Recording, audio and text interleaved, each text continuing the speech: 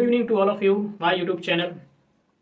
Yesterday we learned about the Indus Valley civilization.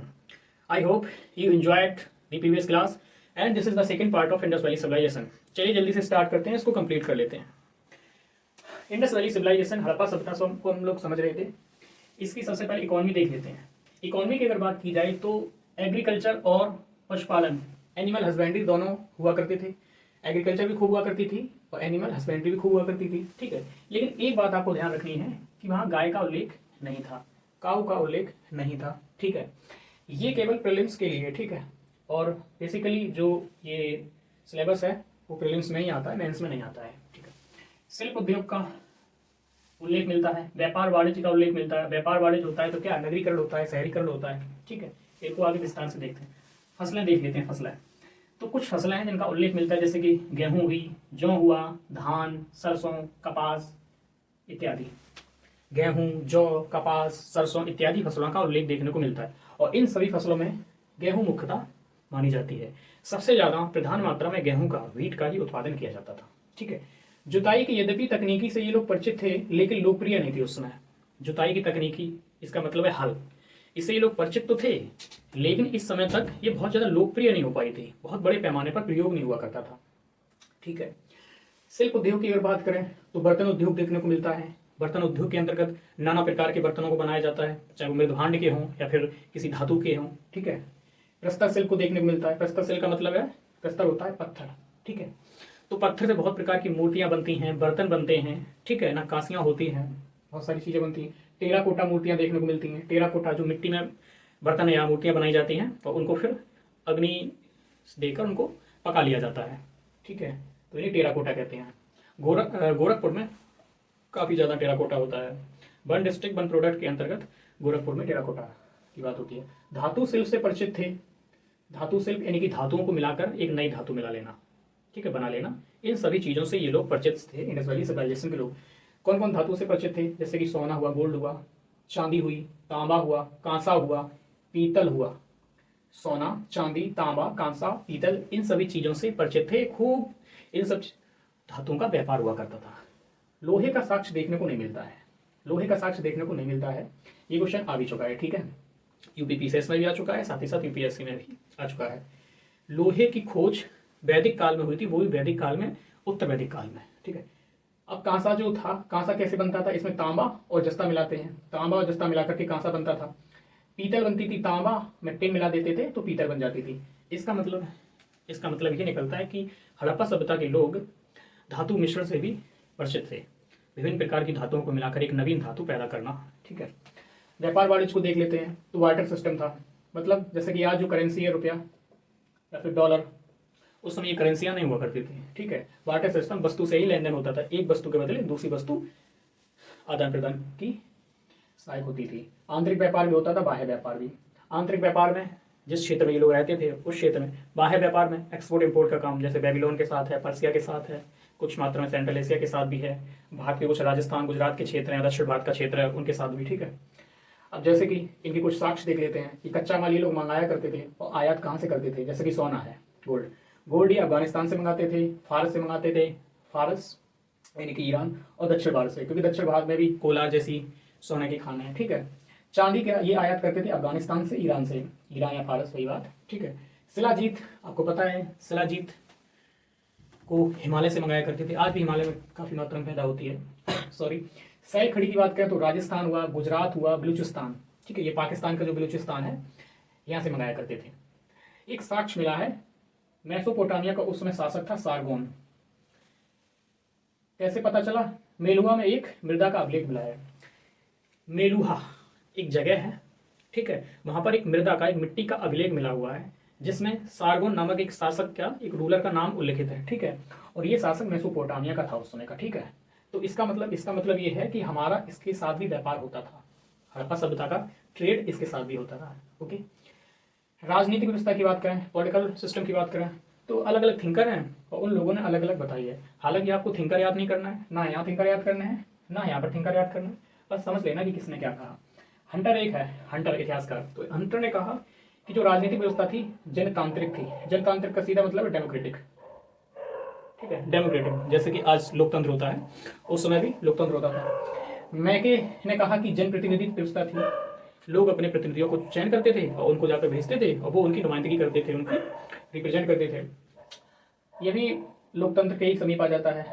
ठीक है, store नामक एक इतिहासकार, उसने कहा कि दास आधारित शासन था, दास आधारित शासन था, क्योंकि इस समय दासों की संख्या खूब मिलती है। समाज की अगर बात करें, समाज पुरोहित वर्ग, प्रशासकीय, शिल्पी और व्यापारी और दास, ये 4 लोगों में बटा हुआ था, इसीलिए कहा गया कि दास आधारित शासन था। एल वासन ने कहा है कि पुरोहितों का शासन था, पुरोहित पंडित ये लोग होते थे, इनका शासन हुआ करता था। ठीक है, लेकिन अगर इतिहासकारों की बात को छोड़ दिया जाए तो एक मोटे मोटा मानकर एक सम्मान धारणा ये है कि कुछ भी हो, लेकिन यहाँ पे व्यापारियों की खूब प्रभावी भूमिका थी, व्यापारियों की बहुत प्रभावी भूमिका थी इस समय यहाँ पर, बहुत ज्यादा। ठीक है, क्योंकि व्यापार खूब किया करते थे लोग। सामाजिक व्यवस्था अगर देखते हैं तो एकीकृत समाज था, समाज में 4 वर्ग मुख्यतः देखने को मिलते हैं, पुरोहित हुआ, प्रशासकीय वर्ग हुआ, ठीक है, दास वर्ग हुआ और एक शिल्पी या फिर व्यवसायी वर्ग हुआ। सैनिक वर्ग देखने को नहीं मिलता है इस समय, सैनिक वर्ग या योद्धा वर्ग देखने को नहीं मिलता है। क्लियर? जो ये सामाजिक व्यवस्था थी मात्र सत्तात्मक भी थी और पितृ सत्तात्मक भी थी। ठीक है, इंडस वैली सिविलाइजेशन में मात्र सत्तात्मक और पितृ सत्तात्मक दोनों के गुण देखे जाते हैं। अगर आप मात्र सत्तात्मक देखना चाहेंगे तो आपको अफगानिस्तान और पाकिस्तान के क्षेत्र में जाना होगा, क्योंकि ये 3 क्षेत्रों में विस्तृत थी, अफगानिस्तान, पाकिस्तान और भारत, जो वर्तमान की स्थिति है। तो वहां पर मात्र सत्तात्मक है अफगानिस्तान और पाकिस्तान में, और अगर आप इंडिया में आएंगे तो यहाँ पर पितृ सत्तात्मक देखने को मिलेगा। यहाँ पर जैसे कि मातृ देवी की उपासना हुआ करती थी, तो मातृ देवी की उपासना सबसे ज्यादा पश्चिमोत्तर में ही होती थी। ठीक है, नॉर्थ और वेस्ट में। ठीक है, सैंधवकालीन धर्म की बात करें तो बहुदेववाद की बात होती है, बहुदेव जिसमें एक ईश्वर को नहीं माना जाता है, बहुत सारे देवी देवताओं को माना जाता है। ठीक है, धर्म प्रवण समाज था, धर्म को माना करते थे और थोड़ा बहुत पूजा अर्चना किया करते थे। मातृ देवी की पूजना हुआ करती थी। एक पशुपति योगी की खुदाई से एक मूर्ति निकली है। पशुपति योगी कहाँ से निकली है? मोहनजोदड़ो से निकली है। पशुपति योगी की मूर्ति निकली है, मोहनजोदड़ो से निकली है। ठीक है, जिनको शिव का प्रारंभिक रूप माना जाता है। ऐसा माना जाता है कि जो वर्तमान में शिव हैं, हड़प्पा सभ्यता में उनको पशुपति योगी के नाम से जाना जाता था। ठीक है, जैसे ये हुए आपके पशुपति योगी।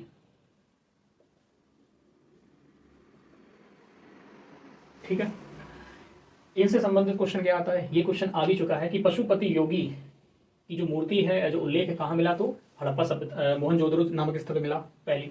दूसरी बात यह है, इनके आसपास दाहिने तरफ हाथी और सिंह और बाएं तरफ गेंडा और भैंसा का उल्लेख है। ठीक है, और इनके सामने या नीचे जहाँ बैठे इनके सामने हिरण है। ठीक है, तो इनके आसपास 5 जानवरों का उल्लेख आता है। ये भी क्वेश्चन पूछा जा चुका है। कौन कौन है? आपको सिर्फ इतना याद रखना है कि गेंडा, भैंसा, हाथी, सिंह और सामने हिरण। ठीक है, लिंग पूजा के साक्ष्य मिलते हैं। आज भी लिंग पूजा होती है, जैसे कि गुवाहाटी में जाइए आप, कामाख्या मंदिर है। ठीक है, तो पहले भी लिंग पूजा होती थी। इसका मतलब कि हड़प्पा सभ्यता में जो चीजें थी उसकी विरासत आज भी है कहीं ना कहीं, चाहे वो, ठीक है, योनि पूजा की। और लिंग पूजा की बात करें तो भी आप शिव के रूप में आज होती है पूजा, योनि पूजा, कामाख्या। जैसे कि ताबीज जो आज पहनते हैं पहले भी पहनते थे। इसका मतलब ये होता है, ये भी भूत प्रेत और जो तमाम जो अपशगुन जैसी चीजें होती हैं, इनकी मान्यता थी उस तत्कालीन समाज में। वृक्ष पूजा हुआ करती थी, जल की पूजा हुआ करती थी। हालांकि विष्णु और बौद्ध की साक्ष्य नहीं मिले हैं।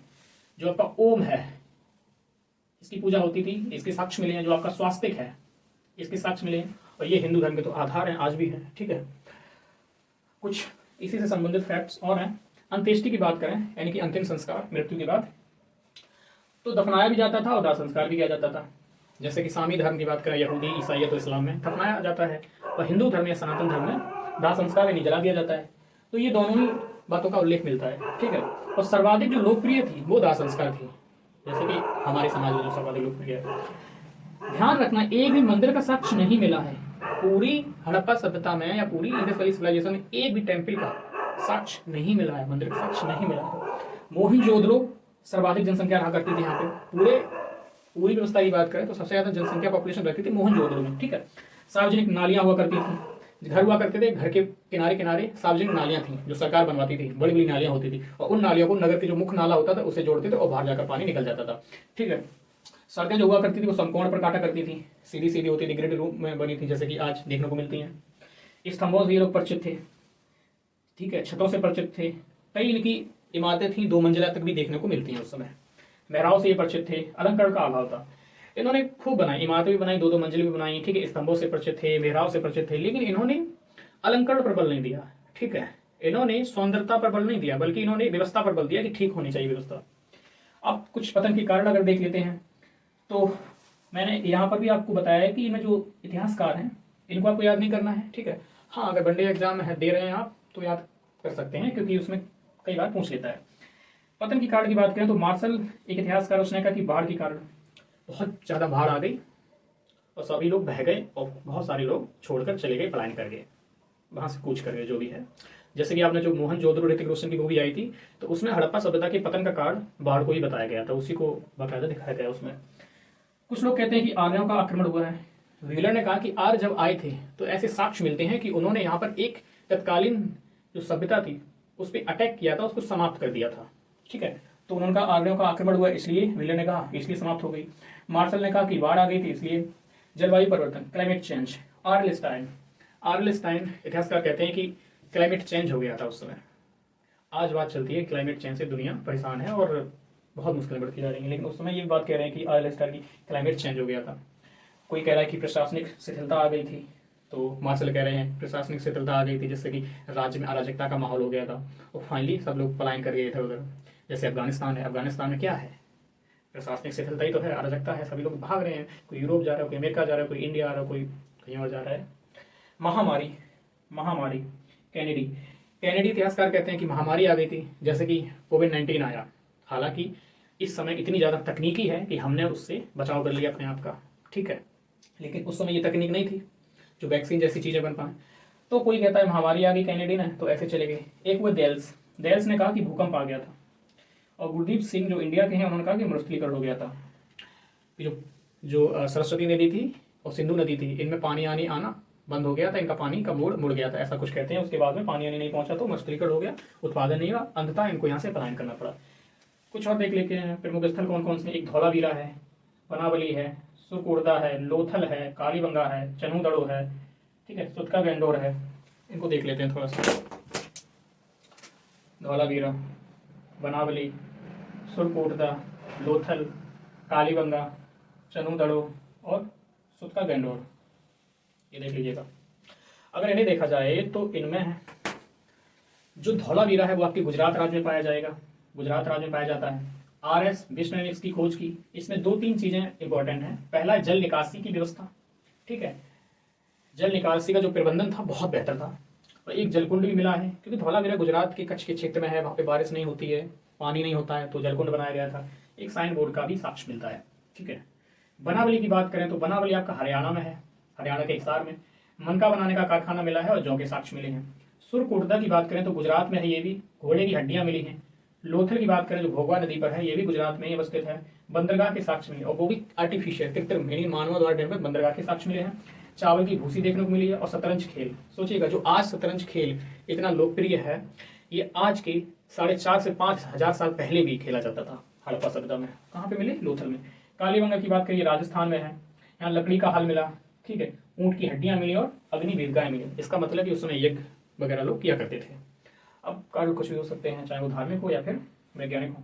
चनूदड़ो की बात करें, सिंध में मिला, सिंध पाकिस्तान में, यहाँ भी मनका बनाने की दुकानें मिली। और एक और मिला कि कुत्ता बिल्ली का पीछा कर रहा है और उसके जो पदचिन्ह छप गए हैं उनका साक्ष्य मिला है, पदचिन्हों का, बिल्ली का पीछा करते हुए कुत्ते के पदचिन्हों का साक्ष्य मिला है चनूदड़ो, जो कि सिंध में, मनका बनाने का कारखाना भी। सुतका गंडोर की बात करें तो ये बलूचिस्तान में है।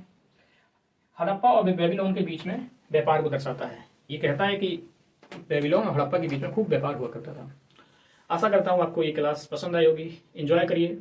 अगली क्लास के साथ मिलते हैं। लाइक करिए, सब्सक्राइब करिए। Thank you, all the best, नमस्कार।